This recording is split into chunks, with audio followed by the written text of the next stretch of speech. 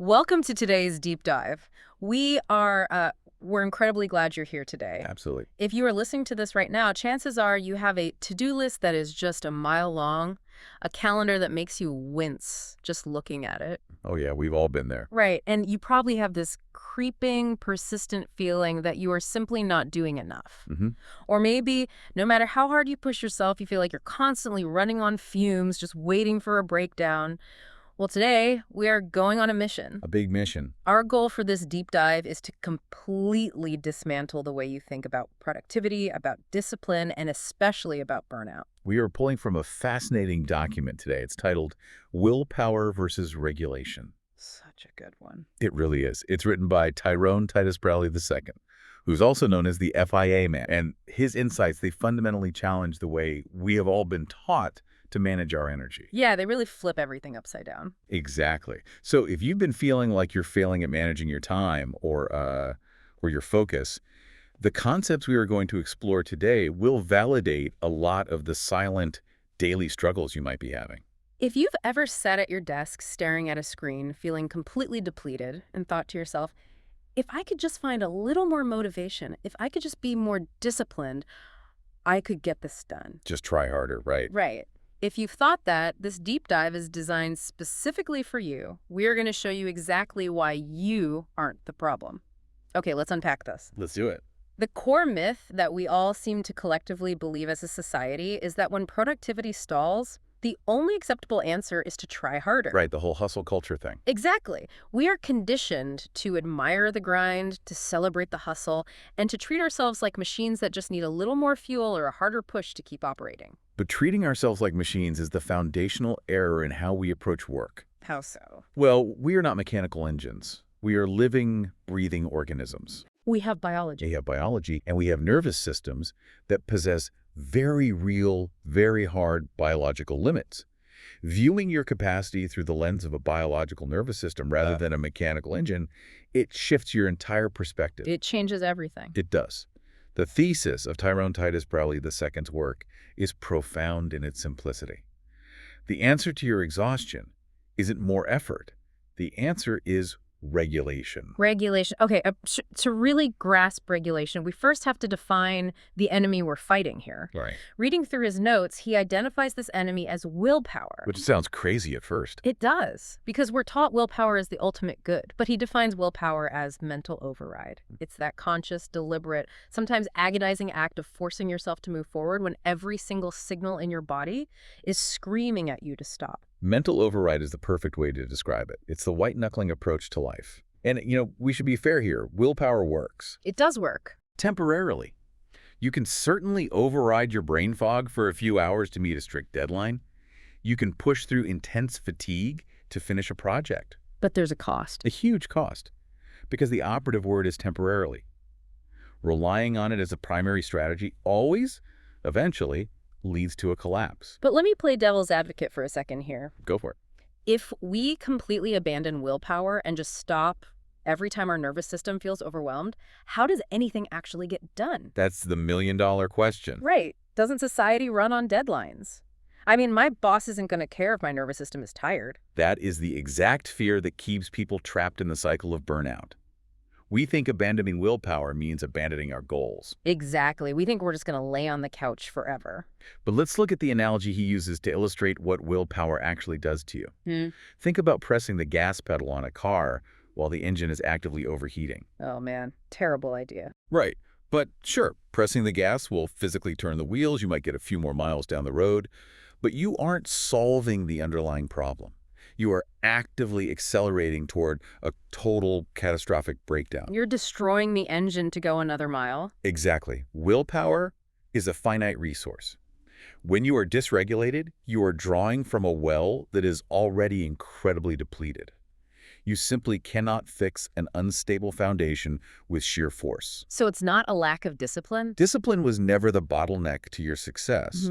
Nervous system instability is the true root of the problem. That reframing is a massive light bulb moment. It really is. And to really bring this home, there are 3 specific scenarios of burnout described in this material that made me feel uncomfortably seen. I think they resonate with everyone. They really do. As we go through these, I want you listening to ask yourself which of these resonates the most with you. Good idea. Let's start with the first one. The exhausted entrepreneur. Yeah. This is the person forcing productivity at 11 p.m. after a 14-hour day. Yeah. They are staring at a screen that's literally blurring. The exhausted entrepreneur is a classic case of diminishing returns. They're trying to convince themselves that just one more hour of effort will move the needle. But it doesn't. No, let's look at the biology of that moment. The nervous system is tapped out, the cognitive budget for the day is gone. Empty. So the work they produce in that hour is mediocre at best. And all they've really accomplished is ruining tomorrow's sleep. They're stealing from tomorrow. They are borrowing energy from tomorrow at an exorbitant interest rate, and the return on investment for that late night work is almost zero. Then there's the second scenario, the foggy creative. This one is heartbreaking. It is. Yeah. This is someone grinding through dense brain fog to write or design or create. The work they produce feels entirely hollow. Forced. Yes, forced. Yeah. The spark is just gone, replaced by this dull, heavy obligation. And the real tragedy here is the self-blame. They look at this hollow work and think, I've lost my talent. That self-blame is incredibly common, but it's entirely misplaced. The creative faculties haven't vanished. Talent has evaporated. So what's happening? Those higher-level creative functions are just inaccessible under the current biological conditions. The body has essentially locked the doors to the creative centers of the brain because it doesn't have the energetic resources to keep them open. Oh, I have absolutely been there. Which brings us to the third scenario, the overwhelmed fixer. Oh, boy. I am so guilty of this one. Just last Tuesday, I was flooded with cortisol at 11 p.m. and decided I was going to radically change my entire life. Let me guess. Extreme new habits. Oh, yeah. I was going to meal prep for a month, learn conversational Spanish, and wake up at 4 a.m. to run a 5K. I bought Tupperware on Amazon in a total frenzy. The late-night Tupperware haul. Classic. In that late-night moment, the plans felt amazing. It felt like I was taking control. But the next morning, By Wednesday morning, I snoozed my alarm 4 times and ate a stale bagel for breakfast. It became just another failed attempt at change. we've all had that late-night Tupperware buying frenzy. The reason those grand plans collapse by morning is because the planning wasn't driven by inspiration. What was it driven by? It was driven by a nervous system in distress, desperately trying to regain a sense of control. You're operating from a state of emergency, not a system in equilibrium. Here's where it gets really interesting, because the natural assumption in every single one of those scenarios is, I just need more discipline. I need to force myself out of bed for that 5K. Right. Blame the discipline. Exactly. But the biological reality behind these scenarios completely flips the script. Can you break down what is actually happening in our bodies when we hit these walls? What is actually happening is that your nervous system hasn't just randomly giving out. It has deliberately entered protection mode. Protection mode? Yes. The fatigue, the brain fog, the loss of motivation, that feeling of emotional numbness you experience, these are not character flaws. That is so relieving to hear. They are highly evolved, deliberate preservation responses. Your body is not punishing you for being lazy. It is actively protecting you from further depletion. Wow. When your nervous system becomes overwhelmed, it subconsciously decides that survival is far more important than productivity. So willpower fails in those moments because you are literally trying to fight a biological survival mechanism with a mental to-do list. Think of your brain like a smartphone with 5% battery left. What does the phone do? It goes dark. It dims the screen, turns off background apps, and stops you from using the flashlight. It goes into low power mode to keep the core system running. That makes so much sense. That is exactly what your nervous system is doing to your creative faculties and executive functions in protection mode. You can't out-willpower a nervous system that is trying to keep you alive. It's just doing its job. Exactly. You are swiping at the screen of a dying phone, demanding it turn the flashlight on, and getting mad at yourself when it won't. I love that analogy. It takes away so much of the shame. If my phone is at 5%, I don't yell at it for being lazy. I plug it in. Right. You give it what it needs. So what does this all mean for us? If willpower is just us fighting our own biology, what is the actual alternative? We mentioned the answer is regulation, but how do we define that in a practical sense? Regulation is defined here as nervous system stability. It's a functional equilibrium. Functional equilibrium. Now, it's important to clarify what that actually feels like. It doesn't mean a feeling of pure, undisturbed bliss. So I don't need to be glowing with inner peace. No, you don't have to feel like you're meditating on a mountaintop. It just means an internal state where your body feels safe enough and grounded enough for your cognitive resources to come back online. Just baseline safety. Exactly. It's the state where you don't have to manufacture focus, because focus arises naturally. You don't have to override resistance, because your system is no longer in defense mode. It's not about feeling perfectly zen. It's about feeling stable enough to function without fighting yourself. Precisely. And there is a really specific, crucial biological sequence outlined in this framework that most of us are completely skipping over. Let's walk through it because this blew my mind. It's a game changer. It all starts with the foundation, regulation, that nervous system stability. When you have that, it naturally leads to the next step, which is calm. Calm is described as a settled state where safety is felt. It's the biological signal that the coast is clear. The tiger isn't chasing you anymore. Okay, no more tiger. Right. Once the body registers that safety, that calm leads to the third step, which is clarity. Clarity. Clarity is when those mental resources, the executive functions, the problem-solving skills, the creative sparks that were locked away in protection mode, they become fully available to you again. And finally, that clarity naturally results in the final step, sustainable action. Yes. That's the state where the right action becomes obvious. Actually doing the work feels effortless instead of like pulling teeth. It just flows. So the sequence is regulation leads to calm leads to clarity, and clarity leads to sustainable action. This sequence is a biological truth.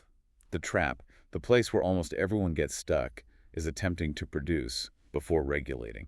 We just jump straight to the end. We try to jump straight to step 4, action, while our nervous system is still dysregulated. When you honor the biological sequence, downstream work flows easily. When you skip it, everything downstream becomes a relentless fight. A relentless fight perfectly describes how I used to approach my inbox every Monday morning. It's exhausting. It really is. We need a totally new approach to how we talk to ourselves. We need to stop asking toxic questions like, how do I push harder? Or why can't I just be more disciplined? Well, the worst one. Oh yeah, the worst one. What's wrong with me? Exactly. Instead, we need to ask new questions. Am I regulated right now? Does my body feel safe?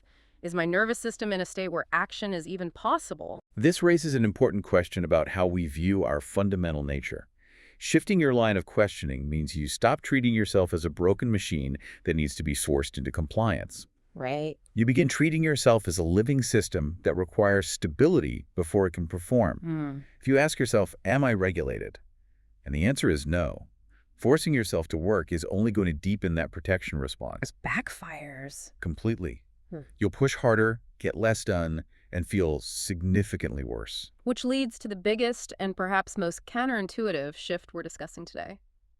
The path to doing more, the path to greater output, actually begins with greater stillness. It's a paradox, but it's true. The path to sustainable action begins with the willingness to stop acting long enough to stabilize.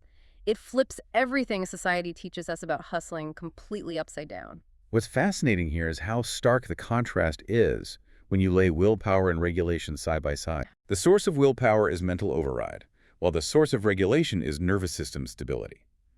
Willpower gives you short-term bursts of duration.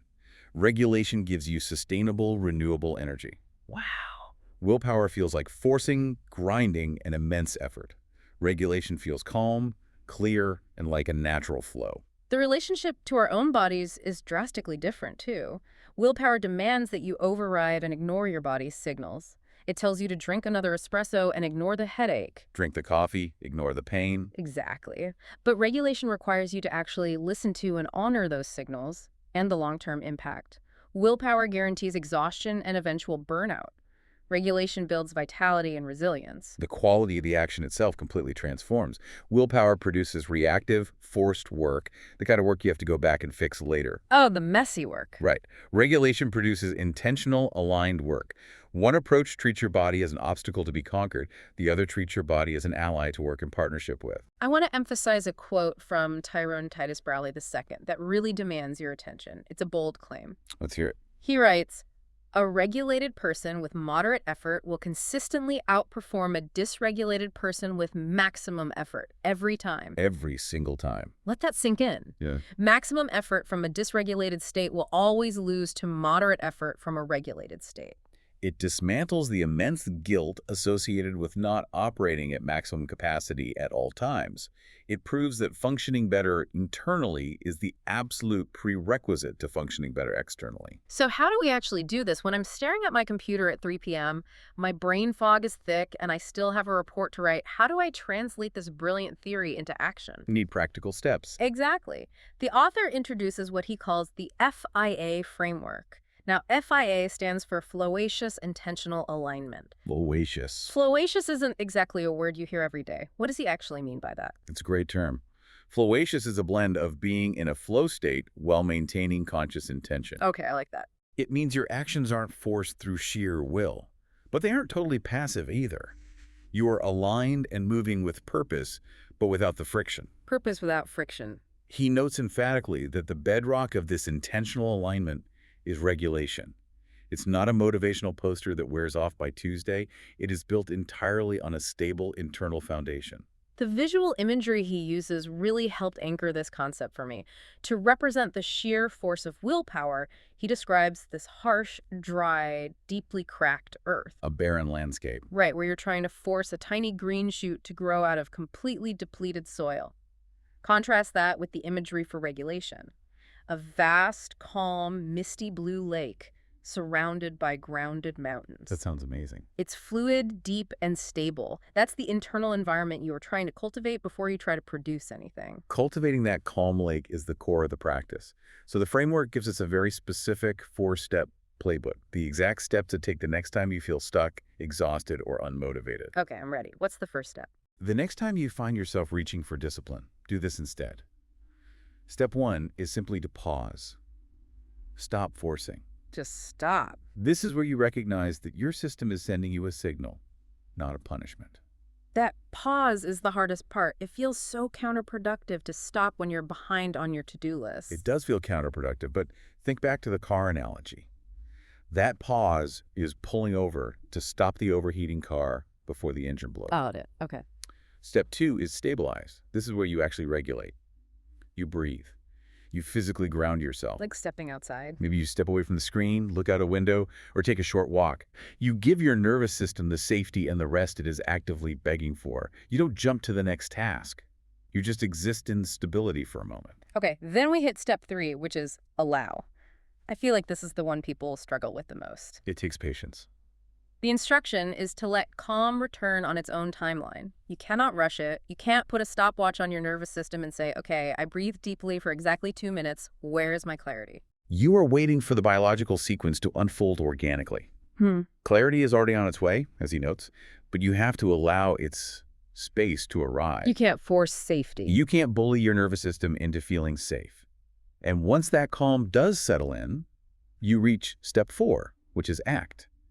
Notice that this action is fundamentally different from the willpower approach. Because it's coming from clarity. It's coming from a newly found place of clarity. From this grounded state, you choose your next step.